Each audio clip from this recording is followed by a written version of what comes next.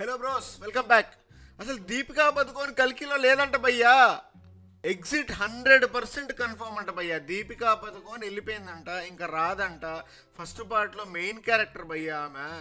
కల్కిని గర్భంలో మోస్తా అంటుంది, ఆమె లేదంట. రీజన్స్ తెలిస్తే షాక్ అయిపోతారు భయ్యా. 25% 25% హైక్ అడిగిందంట భయ్యా ఆమె. మళ్ళీ ఆమె రోల్ ఎక్కువగా లేదంట, ఎక్కువ సేపు లేదంట, దానివల్ల పే తక్కువ అంట. అందువల్లనే 25% అడిగిందంట. ఇంకొక రీజన్ ఏంటంటే బాలీవుడ్లో హాలీవుడ్లో ఆమె మూవీస్ చేస్తుంది. ఆ మూవీస్కి చేసేటప్పుడు షెడ్యూల్స్ కుదరట్లేదంట కల్కితో. బ్రో కల్కి 1000 కోట్లు కొట్టింది బ్రో. కొంచెమన్నా ఇండియన్ సినిమాకి, తెలుగు సినిమాకి రెస్పెక్ట్ ఇచ్చేది నేర్చుకోవాలి బ్రో ఆమె. నాగశ్విన్ భయ్య ఎప్పుడైతే ఆ స్టోరీ పెట్టాడో ప్రభాస్ ఫ్యాన్స్ కానీ కల్కి సినిమా ఫ్యాన్స్ కానీ గుండెలు కిందకొచ్చాయి భయ్యా. ఎంత పెద్ద హిట్ భయ్యా కల్కి సినిమా.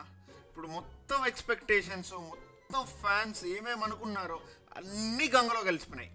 కొంతమంది ఫ్యాన్స్ అయితే దీపికా పదుకోన్ ఉంటే కానీ సినిమా చూడమంటున్నారు. కొంతమంది ఫ్యాన్స్ ఏమంటే ఆల్రెడీ సందీప్ రెడ్డి వంగాతో గొడవ, ఆల్రెడీ కొంచెం ఓవర్ యాక్షన్ చేసింది ఆమె, అలాంటిది ఈ సినిమాకి చేసిందంటే మేము ఊరుకోము, ప్రభాస్ ఫ్యాన్స్ మేము, లేకపోయినా పర్వాలేదు, సినిమా మాత్రం బాగా హిట్ అవుతుంది అంటున్నారు. ఫ్యూచర్లో ఆలియా భట్టు, కియారా అద్వానీకి కొంచెం ఛాన్సెస్ ఎక్కువ ఉన్నాయంట భయ్యా ఈమె ప్లేస్లో. మీరేమంటారు?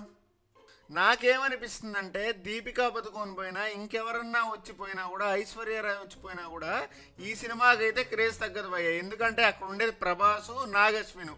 ఆల్రెడీ 1000 కోట్లు కొట్టారు. ఓన్లీ దీపికా పదుకోన్ వల్ల 1000 కోట్లు కొట్టారంటే మీరు నమ్ముతారా?